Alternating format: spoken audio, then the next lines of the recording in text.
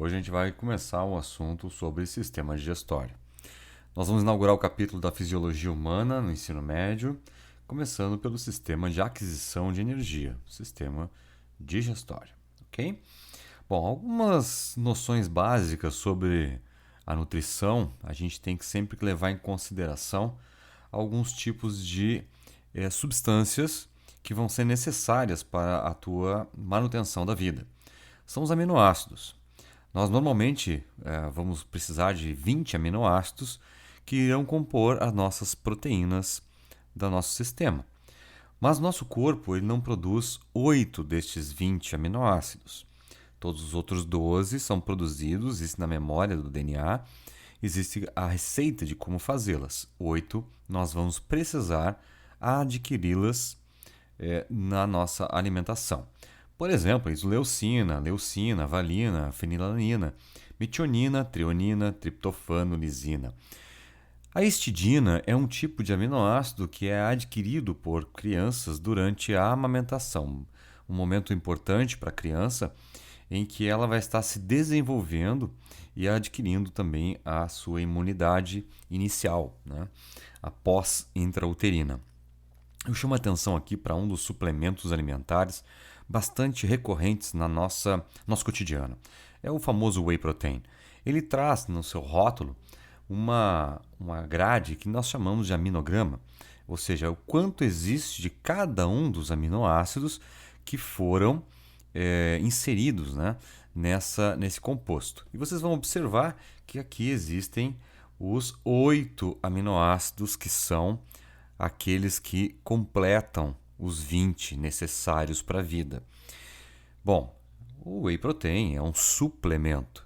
Ele é utilizado para, muitas das vezes, o indivíduo não tem todos os aportes necessários de proteína, ou até mesmo sofre com a aquisição desse nutriente via normal, via alimentação. Então há uma suplementação através do whey protein, ok? Bom, alguns desses nutrientes essenciais são de origem normalmente animais, carne, leite, queijo. Esses aminoácidos todos, pessoal, também podem ser adquiridos de fontes vegetais, né? Caso não haja a nutrição de maneira adequada, muitos dos indivíduos na primeira infância começam a desenvolver alguns quadros de desnutrição. A mais famosa delas é a desnutrição de Kwashiorkor, onde crianças que são desmamadas precocemente ou até mesmo não conseguem receber a primeira amamentação sofrem com essa desnutrição. Alguns dos sintomas são inchaço de abdômen, baixo desenvolvimento do sistema nervoso e que caracteriza basicamente o que é uma subnutrição. Subnutrição é tudo que está abaixo da nutrição. Quando você diz que um indivíduo está nutrido, quer dizer que ele tem o mínimo para manter a sua vitalidade. Quando ele está em subnutrição, ele está começando a perder partes dos compostos para formar as suas estruturas celulares, físicas, vitais. E quando acontece a desnutrição, quer dizer que está faltando algum dos nutrientes, não precisa ser todos, alguns dos nutrientes necessários para a manutenção desses indivíduos. É a ingestão insuficiente de nutriente ou nutrientes que são necessários para a manutenção da vida. Essa subnutrição, caracterizada como uma subnutrição de Kwashiorkor, dá um aspecto de um indivíduo muito magro, uma pele frouxa, músculos atrofiados, aparência envelhecida, um quadro sintomático de apatia ou marasmo. É um quadro muito recorrente em crianças, por exemplo, da Nigéria. Essas fotos que vocês estão visualizando são fotos reais, tá? Onde vocês observam o grande volume abdominal dessa criança da direita, na foto superior, onde vocês veem que muitos dos líquidos viscerais estão sendo rompidos dos órgãos, como fígado, rins, etc. Ocorre acúmulo de várias substâncias do corpo que ele não consegue eliminar devido à desnutrição. E esse indivíduo, por mais magro que esteja, não é um indivíduo saudável. É um indivíduo que está em subdesnutrição, né? Perdão, desnutrição, uma desnutrição severa que compromete muitas das vezes, e sim, a questão cognitiva. É onde aqueles aminoácidos vão compor a massa encefálica e vão começar a desenvolver o poder cognitivo de aprendizado. Infelizmente, essas crianças que estão aqui na foto superior não conseguiram sucesso na sua recuperação. E um quadro de sucesso aqui embaixo é esse garoto. Ele tem 8 anos de idade, segundo informações, e ele teve desnutrição de kwashiorkor, não tão severa quanto a foto da superior. Ele foi recuperado, ele consegue, nessa foto da direita, mostrar uma aparência melhor. O abdômen já está em um volume normal, ou seja, houve condições de fazer a nova nutrição, né? A normalizar o quadro nutritivo da criança, mas é muito provável que danos no sistema cognitivo da criança não foram e não serão recuperados. Crianças que muitas das vezes não conseguem a nutrição adequada. Essa nutrição adequada faz-se necessária também pela aquisição de água potável. A água, por exemplo, é um dos principais veículos de entrada de muitas dessas substâncias, aminoácidos, lipídios, glicídios e assim vai, glicose, para a entrada nas células. Vocês podem observar que essa criança aqui na foto inferior, ela usa uma sonda nasogástrica. Essa criança, ela está usando essa sonda devido à incapacidade que ela tem de gerar saliva. Ela está num quadro de desidratação severa. Ela não consegue formar saliva, portanto, ela não consegue fazer com que haja a primeira forma de nutrição, que é a quebra da glicose e na boca, né, a quebra do amido em partículas menores, né, através da amilase salivar. Essa criança, por exemplo, ela depende daquelas pastinhas que vocês veem muitas vezes nas propagandas dos Médicos Sem Fronteira e etc., que nada mais é do que um whey protein melhorado, né? E que a criança vai ter que se nutrir daquilo por um bom tempo. Aquilo tem aminoácidos, aquela substância, aminoácidos essenciais, das quais a criança não precisa quebrar, né? Como uma criança normal, uma pessoa normal vai se alimentar de arroz e feijão, por exemplo. Que você tem capacidade de quebrar essas macromoléculas no processo digestivo e usar essas micromoléculas, aminoácidos, glicídios e tudo mais, para a construção do que você e o seu corpo precisam. Essa criança não tem capacidade. Essa criança não produz as enzimas suficientes para poder entrar em processo de digestão. O processo de catabolismo das macromoléculas. Tudo porque muitas das enzimas que o nosso corpo produz, elas são enzimas hidrolíticas, tá? Ou seja, elas precisam da água para realizar a quebra dos nutrientes. Eu vou falar de um tripé que existe na nutrição, no sistema digestório, que é extremamente importante. As vitaminas, sais minerais e a água. São substâncias que são necessárias pelo teu corpo, porém não precisa ser em quantidades muito grandes. Existem dosagens ideais para que funcione bem a tua fisiologia, o metabolismo, ok? A maioria dessas substâncias, para não dizer todas, auxilia nas reações de catalisação. Catalisam processos metabólicos, tá?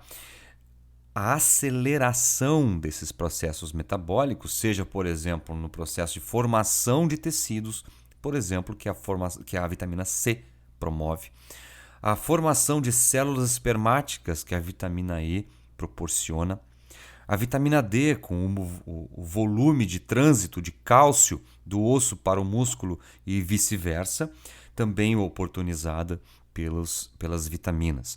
Se não houverem vitaminas, muito desses processos metabólicos serão prejudicados. Vocês vão ter as chamadas avitaminoses. As avitaminoses são doenças decorrentes da ausência dessa vitamina.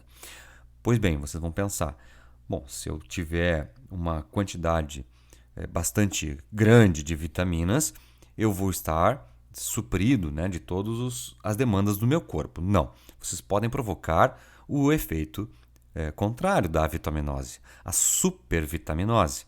A supervitaminose, ela pode incorrer, em alguns casos, em problemas renais, por exemplo, acúmulo de sais nos canalículos dos rins e podendo formar cálculos renais, problemas de fígado, vesícula e assim vai, tá? Tudo isso vocês conseguem usando-se de uma dieta variada, como demonstra a foto ali das vitaminas. As vitaminas estão espalhadas por um prato colorido, como todo nutricionista recomenda, e que a tua mãe insiste que tu coma, variando a alimentação em frutas, verduras e legumes. Quanto mais colorido, mais rico e diverso em vitaminas vocês vão ter no prato de vocês. É claro, ao longo do tempo nós vamos envelhecendo. E esse envelhecimento ele vai provocando uma incapacidade na absorção de alguns tipos de vitamina. Vocês não conseguem fazer o catabolismo das macromoléculas de maneira mais perfeita. Uma das principais vitaminas que são necessárias e são encontradas em alimentos como, por exemplo, o grão de bico e a carne vermelha, é o das do complexo B. Tá? As vitaminas do complexo B são muito importantes porque elas vão compor massa muscular, por exemplo. Tá? Então, é necessário para algumas pessoas mesmo ou aumentar a ingesta de alimentos que tenham vitamina B, ou até mesmo suplementar. Aí sim entram os polivitamínicos. Estou até estendendo a atividade da vitamina B, né, para os polivitamínicos, dependendo da necessidade, que tem que ser acompanhada por um fisiologista, um médico, um nutricionista, feito exames necessários. Vitamina B6, B12, B1, B5 e assim vai, por exemplo. São vitaminas que são, ao longo do tempo, a partir dos 40, 45, 50 anos, começando a ter dificuldades na absorção pelo nosso corpo, ok? Bom, vamos indo. Vamos observar a organização do sistema digestório humano. Nós somos de um tipo de digestão extracelular, ou seja, a digestão, o processo catabólico, ele é feito do lado de fora da célula. Ou seja, nós colocamos substâncias para fora da nossa célula, ou seja, enzimas que degradam aquela macromolécula e que vão fazer com que haja a decomposição, o catabolismo, para que haja uma absorção de moléculas menores. Tá? E envolve processos mecânicos e processos químicos. Esses processos mecânicos e químicos fazem parte ao longo de todo o tubo digestivo. Não necessitam 100% do tempo estarem conjuntos. Alguns locais, por exemplo, do sistema digestivo, é o caso do esôfago, não participam processos químicos, apenas mecânicos. O mais famoso dos processos mecânicos é a mastigação. O processo de mastigação ele favorece e muito a alimentação saudável. Deglutição. O processo de deglutir é a passagem do alimento, né, do nutriente, da boca, da cavidade bucal para o esôfago, é de fundamental importância, porque a partir daquele momento que você deglute o material, a tendência é ele não voltar mais. E ali estimular o início dos mais famosos movimentos do tubo digestivo, os movimentos peristálticos. Bom, dos processos químicos, a gente conta com a participação de enzimas hidrolíticas, como já havia mencionado. Olha a palavra hidrolítica. Precisa da água como elemento diluente para que a enzima funcione. Ou seja, vocês não conseguem fazer o processo de digestão se não houver o meio aquoso. Aí você vai me dizer, preciso então beber água. Não, não é isso. Você precisa ter uma saliva. Você precisa de uma mucosa hidratada. Por isso a hidratação interna. Estar hidratado, corpo hidratado, não é beber na hora, é estar com o corpo hidratado para que ele secrete a quantidade suficiente de mucosa, de saliva, que ela é a base dela é água, e as enzimas ali dentro comecem o processo de catabolismo, certo? Eu coloquei aqui uma pequena descrição do que são essas enzimas hidrolíticas para que vocês possam, por exemplo, pesquisar mais à frente. Elas vão compor, por exemplo, suco gástrico, suco biliar, entérico e tem uma grande quantidade de água em diferentes proporções em cada local, certo? Bom, a gente fala então do tubo digestivo como o próprio nome já diz, né? Tubo, que tem início, meio e fim. Bom, tubo digestivo, seguindo a ordem do reino animal, como um tubo digestivo completo, começa na boca, termina no ânus, e com fases locais distintas no grupo dos mamíferos. No caso do Homo sapiens, boca, faringe, esôfago, estômago, intestino, e aí as subdivisões, né? Intestino delgado, intestino grosso, e a parte terminal, o esfíncter anal. Porém, o nosso sistema digestório conta com a participação de glândulas anexas, que é o caso das glândulas salivares, fígado e pâncreas. Atenção, eles não fazem parte do trajeto do alimento. Eles simplesmente vão colaborar com o processo de degradação do alimento e transformação deste alimento em fases distintas do tubo para que seja melhor absorvido no futuro os seus nutrientes. Tudo bem? Observando um desenho muito simples, né, sobre a anatomia do sistema digestório, ali na caixinha vermelha formando a boca, a faringe, o esôfago, o estômago, o intestino delgado e ânus. Tá? O intestino grosso, né, que não apareceu no desenho, mas ele está ali representado pelo cólon descendente aqui, ó, tá? O cólon ascendente, transverso e etc. Aqui o intestino grosso, formador da massa fecal. E aí nós temos em azul, as caixinhas azuis representam as glândulas anexas, as glândulas salivares. Aí nós temos o fígado ali em cima e mais à direita o pâncreas, tá bem? Bom, vamos começar a falar da digestão. E a digestão sempre vai começar na boca. Quais são os processos que estão envolvidos ali? A mastigação e a insalivação. Dois processos, um mecânico e um químico. A estrutura da boca, típica, não vou entrar em detalhes neste momento, é a estrutura da língua, responsável por detectar sabores, né? E manipular, vamos dizer assim, manipular não é um termo correto, mas movimentar o bolo alimentar dentro da cavidade bucal, jogando de um lado para o outro para que os dentes consigam triturar e melhor essa língua, né, e melhor envolver este alimento pelas glândulas salivares. As glândulas salivares, secretando a saliva, vão envolver esse bolo alimentar, oportunizando a ele o contato com as primeiras enzimas digestivas do processo de insalivação. Aqui eu chamo a atenção para esse desenho, mostrando aqui as cavidades, né, na cavidade, da boca, algumas estruturas, como por exemplo a parótida aqui em cima, né, uma glândula salivar, onde o ducto se estende pela mandíbula superior, e a glândula submandibular logo abaixo e a sublingual. São três, né, do lado esquerdo, três do direito, simetria bilateral, em que nós temos a participação das glândulas salivares. Estas glândulas têm a capacidade de secretar uma grande quantidade de água. Lembra-te sempre, todas as enzimas do corpo do sistema digestório precisam de um meio aquoso para funcionar. A saliva é composta 95% de água. Composta por muco, porque a nossa boca é feita por um tecido chamado mucosa, tá? Tecido de proteção. Nesta mesma saliva, nós temos sais minerais diversos que vão degradar e regular a acidez de determinados tipos de alimentos, tá? E as enzimas digestórias, entre tantas, a chamada ptialina. Ptialina, também chamada de amilase salivar, ela é característica na mucosa, na cavidade bucal, porque ela começa a degradar o que o nome já diz, amido.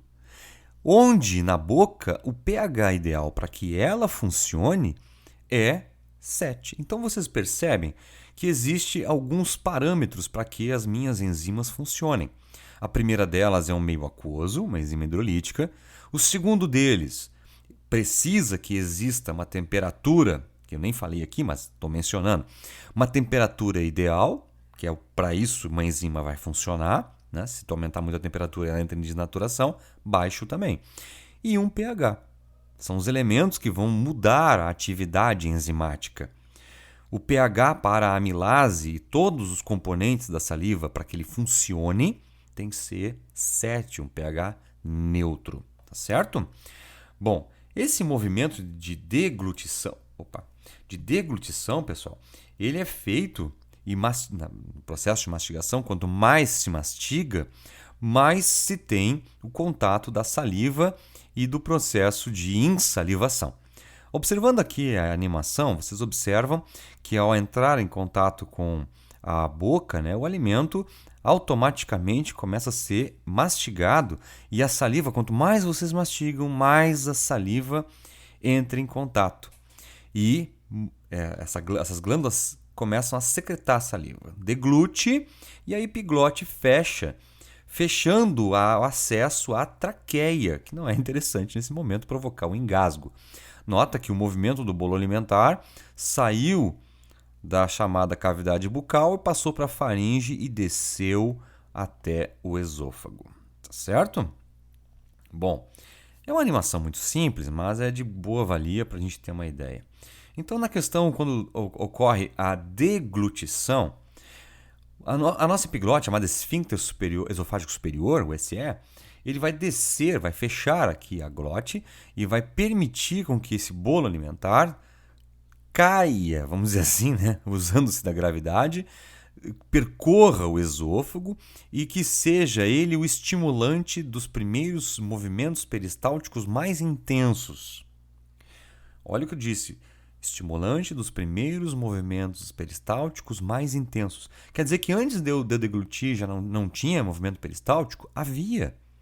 Porém, muito singelo. O movimento peristáltico era muito devagar, simples. A partir do momento que o bolo alimentar desce, toca as paredes do esôfago, vocês têm um estímulo que é dado pela presença do bolo e, involuntariamente, por uma musculatura lisa, que vocês não controlam, ela empurra esse bolo alimentar com o auxílio da gravidade. Esse bolo alimentar desce e toca a primeira estrutura, que é uma válvula. Essa válvula, esfíncter ou ósteo, controla a entrada no próximo órgão, o órgão conhecido por estômago. O esôfago, ele tem uma característica de ter mais ou menos aí, dependendo do tamanho, em torno de 30 centímetros, não mais que isso, até menos, né? E que ele vai fazer com que haja a condução da faringe até a estrutura do estômago, tá? Aqui uma pequena animação mostrando em 3D a movimentação peristáltica no tubo digestivo. Vocês observam aqui, nesse primeiro momento, um intestino grosso, né? Movimentando sempre no mesmo sentido. Aqui no caso é a massa fecal se formando, não é? Passando e desidratando, recolhendo sais e etc.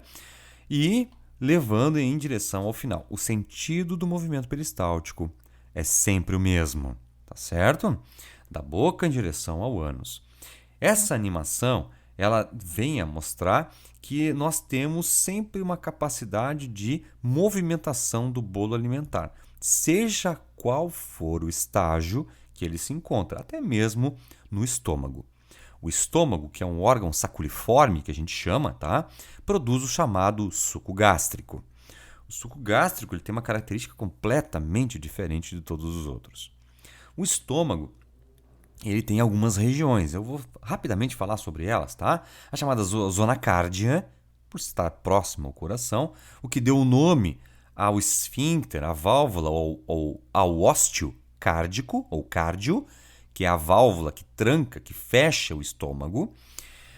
E depois nós temos a chamada zona do corpo ou zona fúndica, tá? Zona do corpo ou fúndica, tá aqui. Secreta, zona do corpo, né? Secreta bastantes hormônios, secreta pepsina, vou falar sobre ela. pepsinogênio, secreta muitas outras substâncias e que eu vou chamar atenção também para o final aqui, ó, a zona pilórica, que faz a segunda saída, a primeira entrada lá em cima na cardio e a última, que é a chamada zona pilórica, a válvula esfíncter ou ósteo pilórico, tá? Aqui está marcado. Então vocês percebem que o osteocárdio e o ósteo pilórico, eles fecham essa estrutura que tu conhece por estômago. O estômago é cheio de características ímpares dentro do teu corpo. Ele é como se fosse uma câmara ácida e que deve ficar isolado porque ele é nocivo para as outras partes do teu sistema digestivo. O pH aqui dentro é muito, muito baixo, tá? E há de se perceber também várias dobras aqui, ó, no interior desse estômago. Eu vou voltar a lembrar-vos sobre dobras em tecidos. Toda vez que vocês tiverem uma dobra num tecido, vocês têm que imaginar que ali deve ter uma tentativa do órgão, do organismo, de ter uma maior superfície de contato. O estômago não é diferente, tá?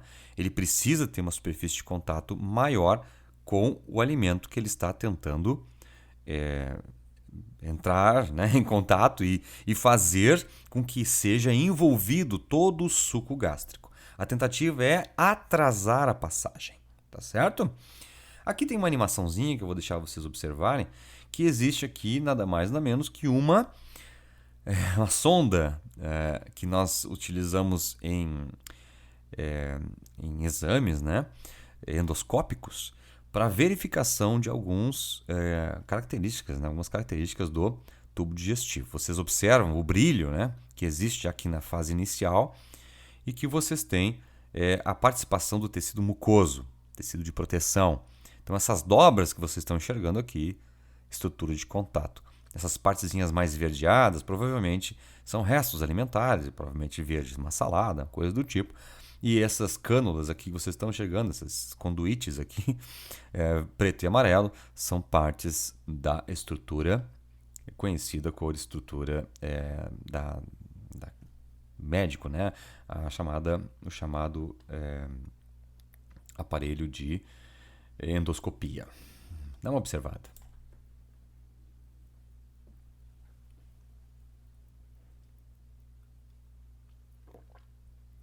Consegue perceber a movimentação? Olha ali. Essa movimentação aqui, ó. Tu nota que a onda peristáltica saiu daqui e foi para lá, né? Lá para cima da tela. Ou seja, nós estamos observando um tipo de movimento peristáltico que nós estamos no início do tubo digestivo. Olha lá, as dobras. O que nós estamos observando aqui? Opa! O que nós estamos observando aqui? Isso aqui é um esfíncter, tá? Isso aqui é um esfíncter que é provavelmente um esfíncter que... Aqui, olha só, o que ele está fazendo? Ele está... Não apareceu, mas acabou o filme. Ele está tentando estimular aqui o esfíncter para que haja uma abertura. É possível que essa imagem aqui demonstrada seja de um intestino. Não consigo perceber aqui uma delimitação aqui. Muitas dobras, não me parece ser o estômago, tá? Não me parece ser o estômago. Mas por não ter muita a abertura não ser muito grande. Bom, o que eu gostaria mesmo que vocês vissem era o movimento peristáltico. E esse movimento peristáltico, até vou reproduzir o vídeo novamente, para que vocês vejam aqui, ó, as várias dobras que existem. Tá, ó. E olha lá o movimento peristáltico acontecendo. Olha lá, indo lá em direção. Perdão, este é realmente um estômago. Está aqui a maior dilatação, para cá para trás está o fundo e para lá é a direção do intestino. Aqui é realmente um estômago, aqui é a chamada a menor curva. E aqui é a chamada válvula pilórica. Está aqui, ó, ela, ó. Essa aqui é a válvula pilórica. Esse meio é extremamente ácido, pessoal. Em torno de 2,5. Os livros de ensino superior até falam em 3. Bom, isso é variável, tá? A gente não tem 100% de uma certeza. A biologia não tem muito disso, né? Bom, o que vocês estão enxergando ali, pessoal, é um perfil de tecido que ele se vale muito de uma mucosa. Por isso que tem o brilho. Bom, o que tem nessa parede do estômago? Se vocês pegarem e fizerem um corte no estômago, olha só, vocês vão ver que o estômago, um pedacinho dele é todo perfurado. E se a gente tirar outro pedacinho aqui, ó, desse estômago, vocês vão ver que ele tem canalículos, tá? Canalículos. E esses canais que estão aqui, pessoal, são canais que eles são repletos de células, dentre as quais as principais células estão representadas aqui. As chamadas células, como o próprio nome já diz, células principais, as secretoras de pepsinogênio e as células parietais, as secretoras do chamado ácido clorídrico. E agora vem uma coisa curiosa. O ácido clorídrico ele é fundamental para a conversão de uma enzima fundamental para a degradação de proteína, o pepsinogênio, em enzima que é ativa, pepsina. Pepsinogênio é secretado de forma inativa, ativado pelo ácido clorídrico em pepsina. Por que o teu estômago faz isso? A partir do momento que tu tens o bolo alimentar no estômago e ele começa a secretar o suco gástrico, este invólucro, pepsinogênio, pepsina e ácido clorídrico, vão envolver o alimento. Vão envolver aquele bolo alimentar e vão começar a modificar a estrutura daquele bolo alimentar, que agora não vai se chamar mais bolo alimentar. Ele está envolvido pelo suco gástrico. É chamado de quimo. Quimo. O quimo é o que era o bolo alimentar envolvido por suco gástrico. Nessa altura, nós temos o quimo. O pepsinogênio, conforme vai sendo convertido em pepsina, essa pepsina vai quebrando as primeiras grandes moléculas proteicas. Sejam elas moléculas proteicas vegetais, sejam elas moléculas proteicas animais. É necessário o ativador. Qual o papel do HCl? Ativação de uma enzima inativa, pepsinogênio em pepsina. Tá certo? Bom, mas para tudo isso funcionar... desculpa, eu vou voltar aqui um pouquinho. Para tudo isso funcionar, pessoal, eu preciso... Pensa bem, eu estou largando ácido clorídrico em cima de um tecido muito sensível, né, o estômago, e conforme esse ácido é liberado, se entrar em contato com os tecidos, ele vai praticamente consumir o teu estômago. Pois bem, a natureza do Homo sapiens, dos animais em geral, construiu um estômago capaz de produzir muco. Ou seja, existem células produtoras de muco. Conforme tu está começando a te alimentar, tu começa a secretar muco para proteger o teu estômago. Tá? Perdão. E essas células do muco começam a liberar essa mucosa e criar uma certa camada, como se fosse um pequeno gel, para que quando o ácido clorídrico saia e faça o papel dele de ativação, ele, ácido clorídrico, não danifique o teu estômago. Acontece que se tu produzir pouco muco, por uma desidratação ou qualquer outra forma de desregulagem das células da mucosa, tu pode agredir o teu estômago com excesso de HCl e começa a ter as primeiras lesões, as famosas gastrites, as famosas úlceras pépticas, tá certo? Bom, qual é a característica do suco gástrico? É um líquido incolor que é produzido normalmente durante o dia num volume médio de 2 litros. A constituição é basicamente de enzimas digestórias e o ácido clorídrico. Dentre as principais enzimas digestórias, se não a principal, está aí a pepsina, já ativa, não é?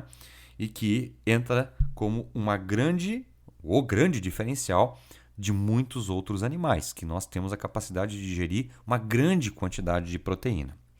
O ácido clorídrico garante, por exemplo, o meio ácido para que o pepsinogênio seja convertido em pepsina. E esta pepsina continue tendo o papel de degradação. Na realidade, o ácido clorídrico vai colaborar com a pepsina para desmontar as grandes fibras proteicas, por exemplo, de um pedaço de frango que vocês estão comendo. Um pH 2, 2,5, 3 é um pH muito baixo. E esse pH baixo vai favorecer também uma ação chamada antisséptica. Ou seja, qualquer tipo de bactéria fora da atividade digestiva, ela vai ser eliminada. Mas muitas vezes o nosso sistema não tolera a grande carga bacteriana e acaba por sofrer com algumas doenças. A quantidade de ácido também permite o estímulo da válvula pilórica, aquela que se conecta com o intestino delgado. Então a válvula pilórica, ela é nada mais nada menos que o porteiro da saída final. A válvula pilórica, ela vai ser estimulada na sua abertura quando o quimo, que é aquele antigo bolo alimentar, repleto de suco gástrico, né, com ácido clorídrico, toca a válvula pilórica. O que a válvula pilórica entende? Tem o quimo querendo passar para o intestino. Ele abre e um movimento peristáltico empurra aquele quimo em direção ao intestino delgado. Essa secreção, essa passagem do quimo para o intestino delgado, a primeira porção, chamada de duodeno, ela estimula a secreção do chamado suco pancreático. O teor ácido daquele quimo, quando chega no duodeno, ele vai estimular a secreção do suco pancreático. Ou seja, começa uma nova fase do processo de digestão do nosso tubo digestivo. Falando um pouquinho só sobre pepsina, é a principal enzima gástrica responsável por degradar proteínas das mais diversas que vocês possam imaginar. Proteínas são degradadas no estômago em cadeias menores, peptídeos. A pepsina quebra um grande bloco em blocos menores, tá? Para poder facilitar a degradação logo em seguida no intestino delgado. Então, os peptídeos são cadeias proteicas bem menores. E, normalmente não, ele vem do pepsinogênio em forma inativa e é ativada pelo ácido clorídrico HCl em pepsina. Tá certo? Como é que se regula a secreção gástrica? A secreção gástrica é regulada por fatores psicológicos, psíquicos. A sensação de fome, de cheiro, visão do alimento, uma lembrança simplesmente. Os processos mecânicos, a própria mastigação. Começa a mastigar e você começa já a estimular toda a secreção estomacal. Os movimentos peristálticos começam a aumentar. E os hormônios, como por exemplo a gastrina, que estimula a secreção do suco gástrico, e a enterogastrona, que vai inibir essa secreção. Tá certo? Tubo muscular, então o intestino delgado, é um tubo muscular que começa na válvula pilórica e apresenta em torno de 6 metros de comprimento, 3 centímetros de diâmetro. Então é um comprimento bastante longo, observa só, vamos para a lógica, né? 6 metros de comprimento, 3 de diâmetro. Ou seja, eu tenho um tubo fino com uma longa passagem. A função do intestino delgado é finalizar processos mais refinados de digestão e fazer com que demore um pouquinho mais para ele, lá no final desse intestino delgado, começar a absorver essas menores estruturas, aminoácidos, ácido graxo glicerol, frutose, etc. Tá? Bom, a divisão clássica do intestino delgado. 3 partes. A primeira delas é a menor e uma muito importante, que é o duodeno. O duodeno é a que se conecta no estômago, né? Ela é como se fosse uma alça virada em C, não é? O jejuno, que está aqui pintadinho de um azul ou verde, como queiram, e o íleo, que é uma parte que vai absorver praticamente, a função dele é praticamente absortiva, dos nutrientes que foram degradados durante o processo alimentar. O intestino delgado, então, Essa divisão do duodeno, jejum e ilho é uma divisão bastante fácil de verificar. E são 3 sucos liberados durante o processo. O primeiro deles é o suco biliar, produzido pelo fígado, armazenado na vesícula biliar e secretado quando o quimo chega no duodeno. O segundo suco é o suco pancreático. O quimo tocou o duodeno, o pâncreas imediatamente jorra por cima daquele quimo ácido o suco pancreático. Nós já vamos detalhar esse suco pancreático. E o terceiro também será detalhado mais à frente, o chamado suco entérico, conhecido também por suco intestinal. Tá? Então existe essa sequência, como está observando aqui: bilis, suco pancreático, suco entérico. O que é a bilis, ou suco biliar? Tá? Como falei, produzido pelo fígado, armazenado na vesícula e é liberada no duodeno. Qual a função? Emulsionar lipídios. O que é isso? Mudar a estrutura bioquímica do lipídio para facilitar a atuação das enzimas que vão degradar os lipídios. Quem é que degrada lipídio? Lipase. Tá? E vai, muitas das vezes, influenciar na coloração das fezes. Quando a bilis, por exemplo, está atuando num papel de tentar emulsificar comidas muito banha, né, digamos assim, comidas muito gordurosas, a tendência daquele alimento, das fezes, é sair um pouquinho mais escura e assim vai, tá? Então vai determinar muitas vezes a coloração das fezes. Aqui está na anatomia, né? Deixa eu ver se tem uma caixinha. Tem aqui uma caixinha da vesícula biliar aqui, ó. O fígado está aqui, né? Translúcido para tu poder observar aqui a irrigação sanguínea. Em verde estão os canalículos, aonde vão desembocar aqui na vesícula biliar. Muitos perguntam a respeito das cirurgias de extirpação da vesícula devido à formação de cristais. É um procedimento que tem que se fazer devido ao acúmulo desses cristais e que provoca muita dor. Isso tem fatores genéticos envolvidos, tem uma alimentação não muito regrada, abuso muitas vezes de comidas gordurosas, então tu exaure o teu fígado em produção biliar e que acarreta numa super acumulação de sais aqui dentro e que faz com que cristalizem-se, tá? Enfim, são várias outras situações. E aí cai aqui no canalículo com a mesma abertura que sai do pâncreas, que está aqui o pâncreas, olha. O pâncreas liberando junto as suas secreções com a vesícula biliar. Quando é extirpada a vesícula biliar, a gente tem uma função, né, de emulsificação de lipídios um pouquinho prejudicada. O fígado vai parar de produzir bilis? Não vai parar. Acontece que ele vai cair direto aqui, ó. Tu vai te cortar esse contato, ele vai cair direto como se fosse um conta-gotas. E aí tem que haver uma reeducação alimentar para diminuir a incidência de comidas, né, repletas de gorduras. Pâncreas é uma estrutura alongada, anexa ao duodeno, situado sob o estômago. Conhecido também como um órgão anfícrino, né, ou glândula mista, produz parte endócrina e parte exócrina. Na sua parte exócrina, produz o chamado suco pancreático, que é rico em enzimas, onde o pH delas é em torno de 9, 8,5, 9, ou seja, extremamente alcalino. Vamos pensar na lógica. Vem do estômago um pH em torno de 3, 2,5, 3. Tocou o duodeno para continuar alguns processos de decomposição, de catabolismo de macromoléculas, eu preciso regular esse pH. Então eu preciso subir este pH, não é baixar a acidez, subir este pH para que aí encontre um balanço. E o suco pancreático faz isso. Para isso, esse suco pancreático vai contar com uma participação especial, né, vamos dizer assim, que é o chamado bicarbonato. Tá? O suco pancreático ele é rico em bicarbonato, que é secretado durante a liberação desse suco pancreático, juntamente com várias enzimas.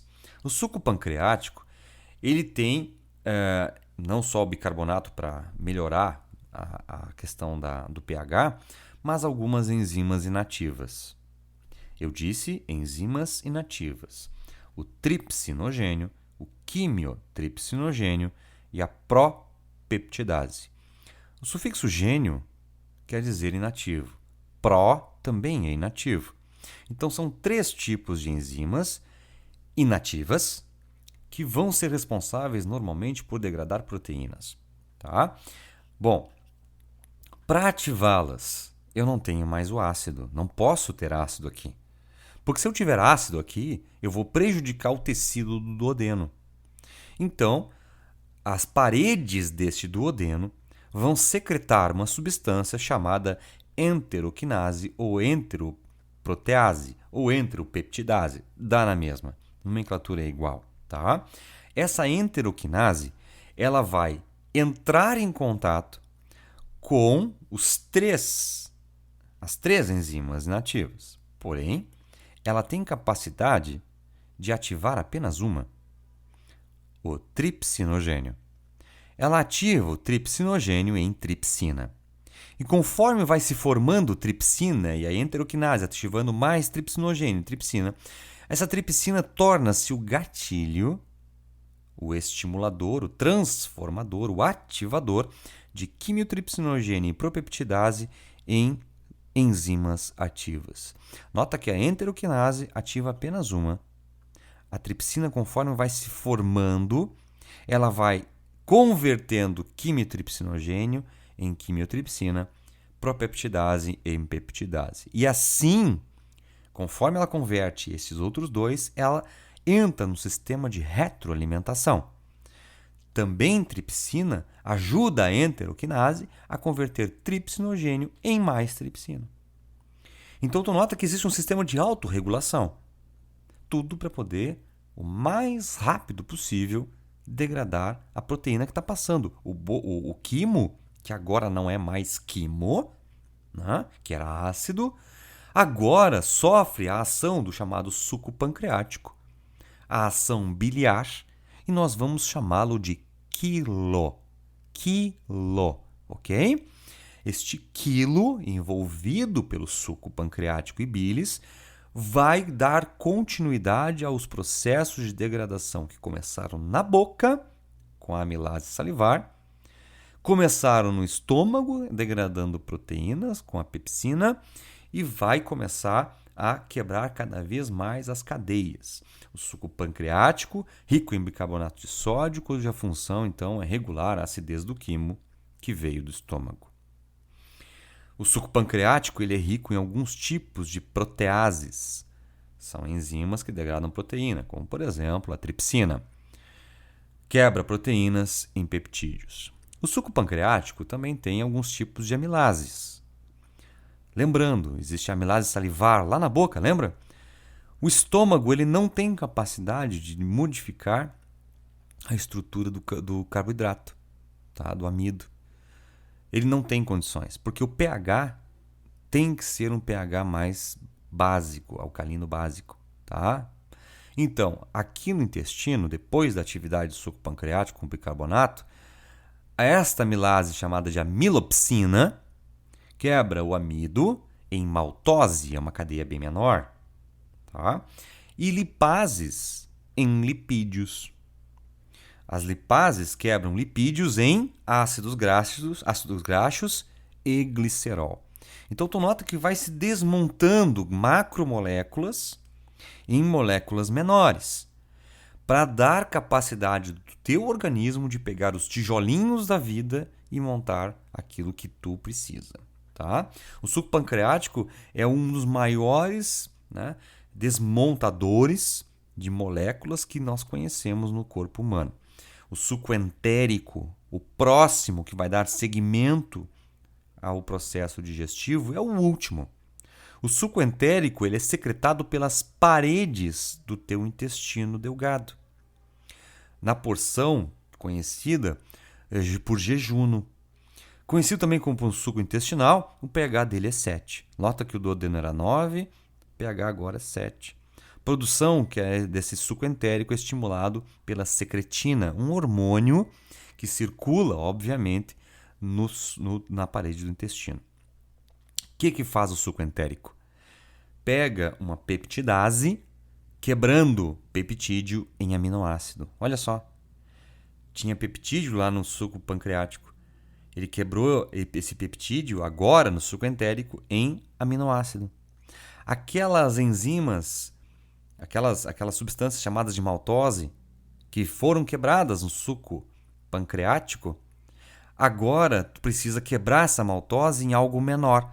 Para isso tu vai usar uma maltase, uma enzima que quebra a maltose em glicose. A lactase. A lactase quebra esse tipo de açúcar, né? A lactose e galactose para poder aproveitar esse tipo de carboidrato. Sucrases é um tipo também de carboidrato de origem vegetal. Lactase é de origem animal, sucrase de origem vegetal.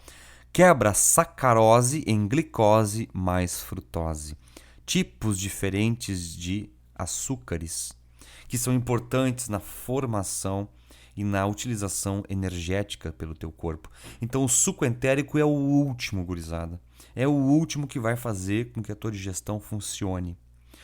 Se tu tiver uma digestão correta, balanceada, legal, todos esses nutrientes vão ser absorvidos pela tua última porção do intestino delgado, o chamado íleo. Tudo bem? Fazendo o papel de retardador, vamos dizer assim, quando o movimento peristáltico está agindo, né? Está empurrando aquele quilo pelo tubo, mas precisa que haja de certa forma, meio que um retardador, digamos assim, desse processo, que são as velocidades intestinais. As velocidades servem para aumentar a superfície de contato, tentando fazer com que o movimento peristáltico não prejudique, não faça com que o quilo passe tão rápido por aquele tubo. Então as velocidades servem para aumentar a superfície de contato, fazendo com que esse nutriente fique no tecido, seja absorvido pelo tecido. Tá? Então esses nutrientes digeridos são absorvidos principalmente, não é 100%, no intestino porção íleo. Tá? Alguns nutrientes são absorvidos no grosso, por exemplo, vitamina D, K, tá? Sais são reabsorvidos ali. Bom, aqui só para mostrar as velocidades, um desenhozinho bem simples, um corte no intestino, mostrando as dobras intestinais. Aqui são dobras intestinais. As vilosidades. E dá para observar bem aqui um sistema, né? Vermelho e azul, mostrando capilares sanguíneos. Aqui um capilar arterial e aqui um capilar venoso. E no meio em verde, tens ideia? No meio em verde, pessoal, vocês têm o sistema linfático. O que eu quero com o sistema linfático dentro do meu sistema digestivo? Garantir que nada tóxico vai chegar nos teus tecidos. Então a tentativa é proteger o teu sistema como um todo, tá certo? Observando em nível celular, as tuas células têm uma especialidade de membrana chamada de microvilosidades. São dobras da membrana plasmática que aumentam a superfície de contato. Então é a dobra da dobra da dobra. Tudo para aumentar a superfície de contato, tá certo? Essa animaçãozinha te mostra aqui algumas características do sistema. Dá uma olhada.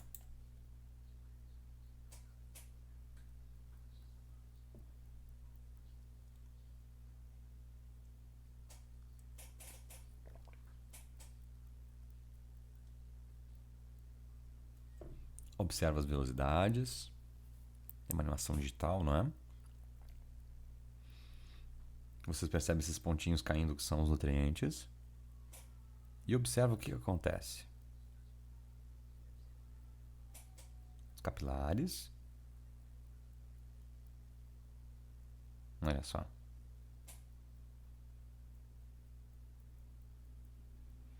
E o sistema de reabsorção. Os capilares vão absorver os nutrientes e jogar para o teu sistema como um todo. Existe uma grande irrigação sanguínea nas vísceras, das quais passarão diretamente tudo que foi absorvido pela, eu brinco dizendo que é a alfândega do corpo, né? Que é o fígado. Ele, por tudo, ele passa, tudo ele vê, ele sabe de tudo, tá? E ele purifica tudo. Se alguma coisa do teu sistema linfático não pegou, o fígado pode pegar, desintoxicar, tá certo? Bom, é uma animaçãozinha bem simples, bem bonitinha, né? E que às vezes colabora com o conhecimento, né? Com a introdução ao assunto. E o intestino grosso? O intestino grosso, ele já tem uma anatomia um pouco diferente. É um tubo muscular com 1,5 m só e 7 centímetros de diâmetro. Nota que encolheu muito esse tubo em comparação ao delgado e aumentou muito o calibre desse ducto, né? Desse tubo. Qual a intenção de ser tão dilatado? Demorar um pouquinho a passar e juntar cada vez mais aquele quilo que veio do intestino para começar a formar a chamada massa fecal. É nesse tipo de tubo e que nós vamos começar a reabsorver alguns nutrientes que foram lançados em cima durante todo o processo, lançados em cima desde lá da saliva até o suco entérico. Começa então na válvula iliocecal e termina na chamada válvula anal ou esfíncter anal. Aqui um desenho bastante simples. Um desenho bastante simples, né? Vem aqui o ilho, a última porção do intestino delgado, o esfíncter iliocecal, o apêndice cecal, né? Aquele famoso que inflama, né? E aqui vocês vão observando que existem várias cores, né? Simbolizando alguns tipos de substâncias que são reabsorvidas ao longo do trato chamado intestino grosso. Muitos sais, como o bicarbonato de sódio, que foi lançado pelo suco pancreático, é reabsorvido aqui. A água é reabsorvida aqui. Tá? A economia que o corpo pode fazer é feita no intestino delgado. Através do colo ascendente, colo transverso e colo descendente. O cólon sigmoide, onde ele já acumula a massa fecal praticamente pronta, onde toca o reto e o estímulo parasimpático para a defecação começa. O movimento peristáltico se intensifica quando as fezes chegam no chamado cólon sigmoide. Tá? Divide-se em 3 segmentos, o seco, os chamados cólons ascendente, transverso e descendente, o reto e o esfíncter anal. Tá? Reabsorção de água é a principal função. E a formação e o acúmulo das fezes é uma consequência. Muitas das vezes, a falta de uma hidratação adequada promove um acúmulo de fezes, né? Digamos assim, bastante volumoso e que prejudica a eliminação. É a chamada prisão de ventre, popular prisão de ventre, né? Então, a necessidade de porque o intestino vai sugar tudo que ele puder de água. E muitas das vezes aquela massa fecal seca tamanhamente, né? E que faz com que o teu trato digestivo comece a sofrer com o acúmulo de fezes nos cólons. Tá? Bom, deixei aqui para que vocês façam um pequeno quiz, né? Como uma curiosidade. E logo em seguida eu já apresento aqui então a resposta. Né? A digestão no ser humano inicia-se na boca com mastigação e a atividade né, que atua sobre os. Então, lembrar o que tem na saliva, que atua sobre quem. A massa formada pelo alimento mastigado e ensalivado, chamado de bolo alimentar. Bolo alimentar enquanto está na boca, tá, gurizada? Quando dá a deglutição e chega no estômago, aí é empurrado, né? É empurrado através do movimento peristáltico para o estômago. Ele chega, né, e passa para o estômago e que vai completar a fase, né, de digestão. A alternativa correta, se tu parar para pensar, já dava para eliminar bastante coisa aqui, é pensar que na boca já começa a degradação do amido, a amilase salivar ou ptialina. Pepsina, como apresenta a letra B e C, é apenas no estômago. Ptialina ou amilase, então tu ficava entre a, D e E. Aí tu tinha, por exemplo, ali que atua sobre os... O que a amilase faz? Degrada lipídio, como diz na letra A? Não. A amilase degrada carboidrato ou amidos. Tanto faz, como está na letra D e E. Mas o que vai separar a letra D e E? A anatomia. Se tu conhecer a anatomia. Quando ele diz assim, ó, que por ação da língua esse bolo é empurrado para onde sai da cavidade bucal? Vai para uma estrutura que é comum ao sistema respiratório e ao sistema digestório, a faringe. E essa faringe comunica-se com o esôfago e assim sucessivamente. Tá? Então é faringe, esôfago e estômago. Tá? Laringe é do sistema respiratório, muita gente confunde. Resposta correta, letra D. Tá certo? Bom, espero ter ajudado nessa videoaula, que vocês possam ver, rever, pausar, anotar e que seja de bom uso para vocês, certo? Um grande abraço e até a próxima!